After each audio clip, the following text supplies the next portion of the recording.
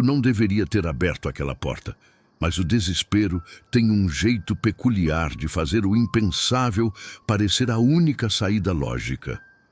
Hoje, enquanto falo isso, sinto um peso no centro das minhas costas, como se um par de olhos invisíveis estivesse fixo em mim, observando cada palavra, esperando que eu cometa o erro de pronunciar o nome deles novamente. Eu saí de lá, mas as marcas na minha alma são como cicatrizes de queimadura que nunca param de latejar quando o sol se põe. Meu nome é Ricardo. Em 2012, eu tinha 34 anos e morava em uma casa de classe média baixa no subúrbio de Curitiba. Eu era um homem comum, um vendedor de peças automotivas que orgulhava-se de nunca ter atrasado uma conta de luz. Minha vida girava em torno da Clarice e da nossa pequena Sofia, que na época tinha apenas 6 anos. Mas o destino é um moinho. Uma crise no setor, uma demissão inesperada e em 6 meses eu estava vendo o brilho sumir dos olhos da minha esposa enquanto os juros do banco devoravam nosso teto. A pobreza não chega de uma vez. Ela é um mofo que começa no canto da parede e vai avançando até que você não consiga mais respirar sem sentir o cheiro da derrota. Foi nesse cenário de silêncios pesados no jantar que o tio Olavo reapareceu. Olavo era um primo distante da minha mãe, um homem que sempre foi respeitado na família por sua prosperidade súbita nos anos 90. Ele não usava capas pretas ou anéis bizarros. Ele vestia camisas polo bem passadas, cheirava a loção de barbear cara e tinha mãos macias que nunca pareciam ter carregado um fardo na vida. Ele apareceu em um domingo, trazendo uma caixa de doces para a Sofia e um olhar que dizia: "Eu sei exatamente o que está acontecendo, Ricardo." Antes de continuarmos, eu preciso que você que está ouvindo isso agora faça algo importante. Se você sente que a energia ao seu redor está pesada, ou se quer garantir que este relato chegue a mais pessoas como um alerta, deixe seu like e se inscreva no canal. Isso ajuda a fortalecer o nosso círculo aqui. E, por favor, comente de onde você está ouvindo este relato. Eu preciso saber até onde essas palavras estão alcançando por uma questão de segurança, minha e sua. Olavo não me ofereceu um pacto com o demônio naquela tarde. Ele me ofereceu direcionamento. Sentamos na varanda e ele me contou com uma voz calma e paternal que o mundo era feito de fluxos de energia e que eu estava apenas bloqueado. Ele disse que tinha um método, algo que aprendeu com os antigos da nossa linhagem, para destravar os caminhos financeiros. Naquele momento, com 3 meses de aluguel atrasado, eu teria aceitado conselhos de uma estátua se ela prometesse dinheiro. 2 dias depois ele me ligou. A voz dele estava diferente, mais seca. Ele me deu uma lista de compras. Não. Eram velas pretas ou bodes. Era algo muito mais perturbador pelo seu realismo cotidiano. Eu tive que ir a um abatedouro municipal e comprar 3 litros de sangue bovino fresco, ainda quente, se possível. Tive que conseguir uma peça de roupa íntima de alguém que eu considerasse meu inimigo ou o responsável pela minha ruína. Escolhi o gerente que me demitiu e 7 moedas de valor antigo, oxidadas pelo tempo. O ritual aconteceu na garagem da minha própria casa, à meia-noite, enquanto Clarice e Sofia dormiam. O cheiro era o pior. O odor metálico do sangue misturado com o suor frio que escorria pela minha espinha criava uma atmosfera de náusea pura. Olavo me instruiu por telefone. Eu tive que despejar o sangue em um balde de zinco, mergulhar a peça de roupa e as moedas e depois desenhar um círculo ao redor do balde com uma mistura de sal grosso e cinzas de cigarro. A sensação física foi de um choque elétrico constante. Meus dentes batiam, não de frio, mas como se meus nervos estivessem sendo esticados por mãos invisíveis. Eu tinha que repetir certas frases em um dialeto que eu não reconhecia, mas que parecia vibrar dentro da minha caixa torácica. Eu sentia que estava violando algo sagrado, algo fundamental na estrutura da realidade. Quando terminei de enterrar aquele balde no fundo do quintal, sob a luz de uma lua pálida e doentia, eu senti um vazio súbito, como se uma parte do meu peso interno tivesse sido arrancada. O efeito foi imediato e assustador. Na manhã seguinte, recebi uma ligação. Era uma empresa de grande porte oferecendo uma vaga de gerência com um salário que triplicava o meu anterior. O gerente que eu havia visado no ritual soube dias depois que ele havia sofrido um surto psicótico inexplicável dentro da agência, destruindo equipamentos antes de ser levado em uma ambulância. A euforia de ter as contas pagas obscureceu o horror do que eu tinha feito, mas a estranheza começou a se instalar nas frestas da rotina. A temperatura na nossa garagem nunca mais subiu. Era sempre 5 ou 6 graus mais frio ali dentro do que no resto da casa. E havia o cheiro. Não era mais o cheiro de sangue, mas algo doce e podre, como flores de velório esquecidas ao sol. O pior, no entanto, foi o olhar do tio Olavo quando ele veio me visitar para comemorar. Ele não apertou minha mão como um parente. Ele segurou meu pulso com uma força desnecessária, seus dedos frios como mármore, e sorriu de um jeito que me fez perceber que eu não era mais o seu sobrinho favorito. Eu era uma propriedade. Eu tinha aberto a porta, e o que entrou não tinha intenção nenhuma de sair sem cobrar o aluguel. O dinheiro que começou a entrar na minha conta não trazia paz. Ele trazia uma espécie de eletricidade estática que me deixava em alerta constante.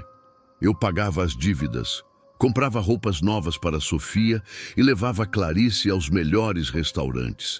Mas enquanto eu mastigava a comida cara, sentia como se estivesse mastigando cinzas. O sucesso era real, mas o preço estava sendo cobrado em parcelas que começavam a corroer a minha sanidade. Olavo não me visitava mais com doces. Agora, suas mensagens chegavam em horários profanos, 3 da manhã, 4 da tarde. Sempre com uma ordem direta, curta e desprovida de qualquer afeto familiar. Ele me transformou em um zelador do abjeto. A logística das tarefas tornou-se um pesadelo logístico. Ele me exigia coisas que desafiavam o estômago. O ninho de um pássaro que tivesse morrido de sede, terra retirada de uma cova de uma criança sem nome, ou pedaços de carne que eu deveria deixar apodrecer dentro de potes de barro escondidos sob a minha própria cama. Eu passava noites em claro, em vigílias solitárias, em terrenos baldios ou à beira de córregos fétidos na periferia de Curitiba, derramando misturas de ervas amargas e fluidos corporais sobre o solo, enquanto recitava nomes que pareciam arranhar a minha garganta ao saírem. O impacto visual dessas tarefas era degradante. Eu voltava para casa com as unhas sujas de terra, e o cheiro de carniça impregnado nos poros, uma fragrância de morte que nem o sabonete mais forte conseguia remover. Espiritualmente, eu sentia como se minha alma estivesse sendo descascada, camada por camada, deixando apenas os nervos expostos ao frio do que quer que estivesse me observando do outro lado. E foi aí que o horror atravessou o limite da minha garagem e entrou no meu quarto. A casa, antes um refúgio, tornou-se um organismo doente. Clarice começou a reclamar de uma infiltração que ninguém via. Ela apontava para os cantos do teto, jurando que via manchas escuras que pareciam se mover, mas quando eu olhava, só via o branco perfeito da tinta. No entanto, o cheiro não podia ser ignorado. Era um odor de algo orgânico em decomposição avançada, algo que vinha de dentro das paredes. Sofia, minha doce menina, parou de brincar com suas bonecas. Eu a encontrei um dia sentada no corredor escuro, olhando fixamente para o nada. Quando perguntei o que ela estava fazendo, ela apenas disse: "O homem que mora no seu bolso está pedindo para eu não fazer barulho, papai." Nesse momento, um frio absoluto subiu pela minha nuca. Você que está ouvindo isso agora já sentiu um arrepio gelado subir pela sua espinha sem motivo aparente? Alguma vez já teve a nítida sensação de que algo passou pelo canto do seu olho enquanto você estava sozinho em um cômodo escuro?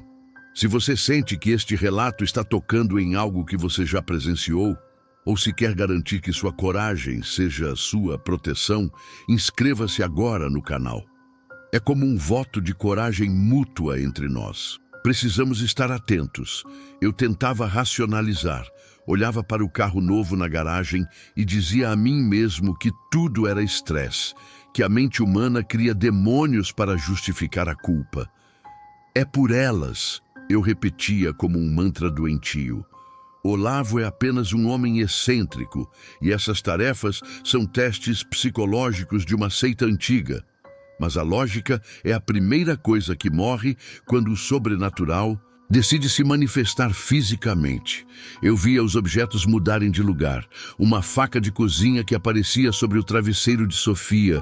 Um porta-retratos nosso que aparecia com o vidro estilhaçado, mas sem um único caco no chão. O isolamento era completo.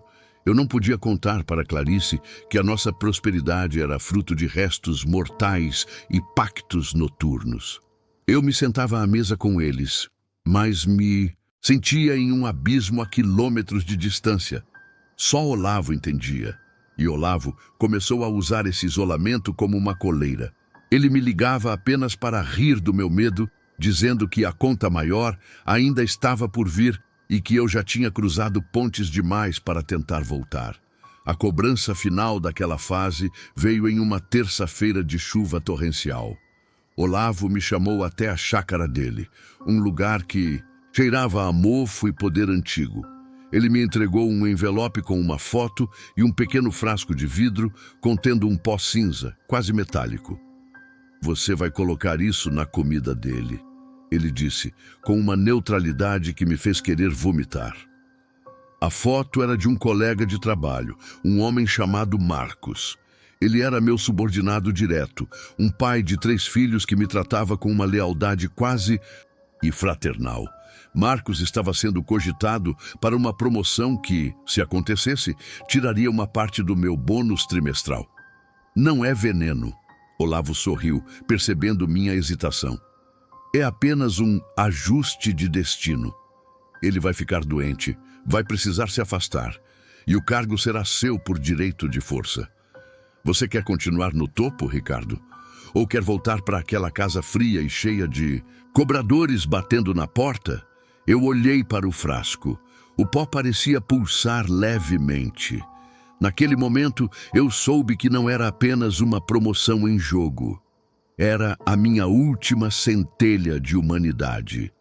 Eu estava sendo obrigado a destruir a vida de um homem inocente, alguém que confiava em mim, para alimentar a entidade que agora era minha verdadeira dona. O sucesso financeiro tinha se tornado um parasita que exigia sangue fresco para continuar crescendo, e eu, encurralado pelo medo e pelo orgulho, senti o peso dos meus pulmões falhar. Eu aceitei o frasco. No momento em que meus dedos tocaram o vidro frio, o cheiro de flores de velório tomou conta da sala, e eu soube, com uma certeza paralisante, que não havia mais volta. Eu tinha me tornado o monstro que eu mais temia. Eu olhei para o frasco de pó cinza em cima da mesa de centro e depois para a foto do Marcos.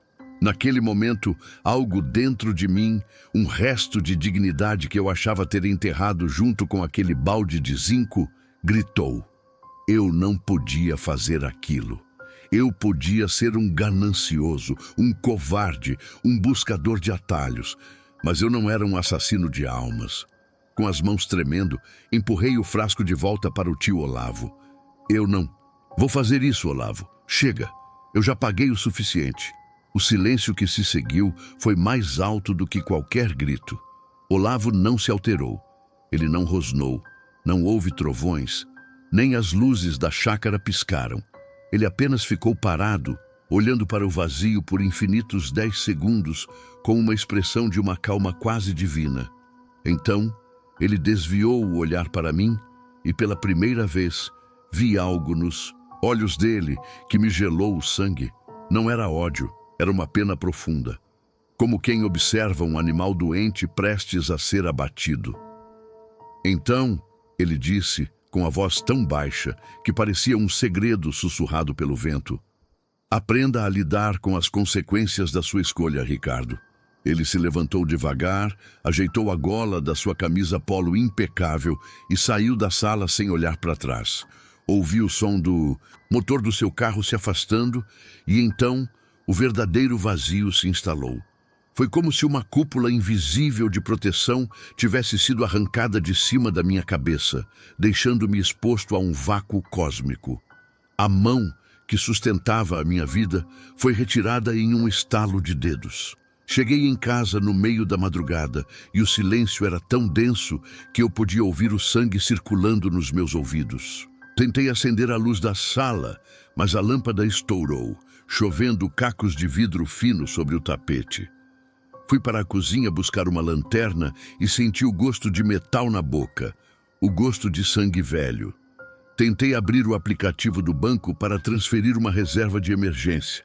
A tela do celular apenas piscava em um branco ofuscante antes de apagar para sempre. Erro de sistema, conta bloqueada, CPF inexistente. O dinheiro que eu achava que me garantia o futuro evaporou em um erro de bit que nenhum gerente saberia explicar na manhã seguinte. Mas o sumiço do dinheiro era o menor dos meus problemas. O que começou a acontecer dentro do quarto de Sofia era o verdadeiro horror. Minha filha, que costumava dormir o sono pesado da infância, agora queimava em uma febre que desafiava a medicina. O termômetro marcava exatos 36 graus, mas quando eu encostava a mão na testa dela, sentia que a pele dela ia derreter a minha. Ela delirava, falando frases desconexas sobre os homens de pernas compridas que estavam parados no corredor. Clarice, minha esposa, estava em um estado de catatonia. Ela não chorava, não falava, apenas ficava sentada na borda da cama, olhando para a parede descascada, com olheiras tão profundas que pareciam hematomas de um soco. Eu sei que muitos de vocês estão ouvindo isso e pensando em algo estranho que aconteceu na vida de vocês recentemente. Uma sequência de azar que não faz sentido. Aparelhos quebrando, uma angústia que não passa. Se você sentiu um calafrio agora, deixe um amém ou uma frase de luz nos comentários. Sua energia positiva ajuda a manter este canal e a nossa comunidade sob uma redoma de proteção. Não ignorem os sinais. A casa tornou-se uma prisão de ecos. Eu subi as escadas e ouvia o som nítido de alguém correndo logo atrás de mim. Mas quando eu me virava, só havia o rastro do cheiro de podridão, o odor de algo orgânico que morreu e foi esquecido em um lugar escuro. Os aparelhos eletrônicos eram os primeiros a denunciar a presença.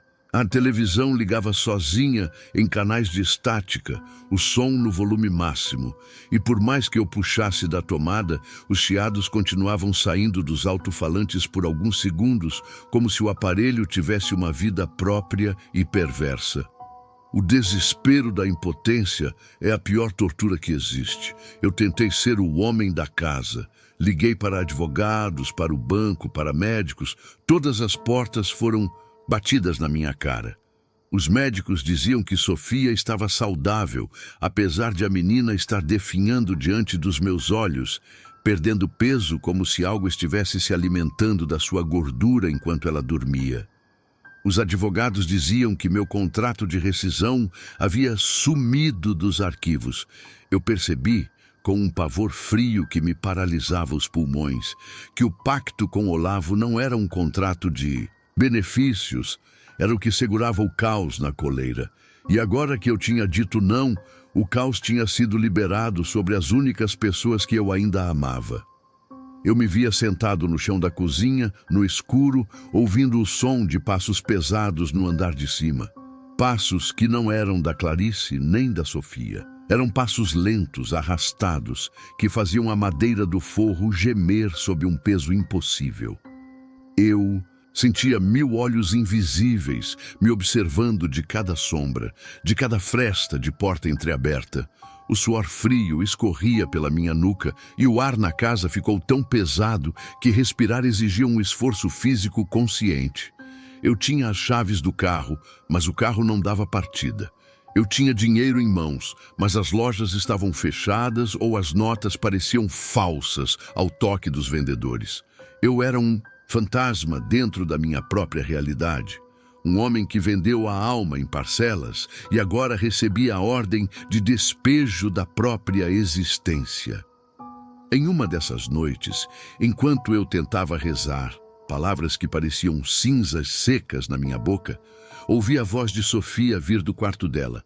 Mas não era a voz de uma criança de 6 anos. Era uma voz rouca, múltipla, que parecia vir de dentro de uma caverna profunda.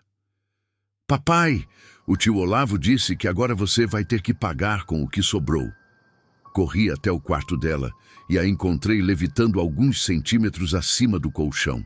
Os olhos totalmente brancos, voltados para trás. O quarto estava a uma temperatura abaixo de 0 e o cheiro de flores de velório era tão forte que meus olhos começaram a arder. Foi ali, naquele momento de horror absoluto e impotência total, que eu entendi que a ciência, o dinheiro e a lógica humana não podiam me salvar. Eu estava enfrentando algo que não aceitava devoluções. Eu estava no centro do furacão que eu mesmo tinha invocado, e a única coisa que restava era o desespero de um homem que sabia que, se não encontrasse uma ajuda de outra ordem, eu enterraria minha família antes do nascer do sol. O desespero me levou de joelhos até a porta de uma pequena igreja de bairro, daquelas que funcionam em garagens adaptadas, com cadeiras de plástico, e um fervor que as catedrais luxuosas já esqueceram. Eu não fui por fé. Fui como um animal ferido que busca um buraco para morrer. Quando entrei, carregando o corpo gélido de Sofia nos braços e sendo seguido por uma Clarice que parecia um espectro, o ar ao nosso redor parecia chiar. A batalha que se seguiu não teve o glamour dos filmes. Foi uma guerra de exaustão, suja e violenta. O pastor, um homem de mãos calejadas que parecia enxergar através da minha pele, não se assustou. Ele sabia. Durante horas que pareceram séculos, o som da minha própria voz não era meu. Eu vomitava palavras em línguas mortas, sons que rasgavam minha garganta como cacos de vidro, enquanto o cheiro de enxofre e ozônio preenchia o templo.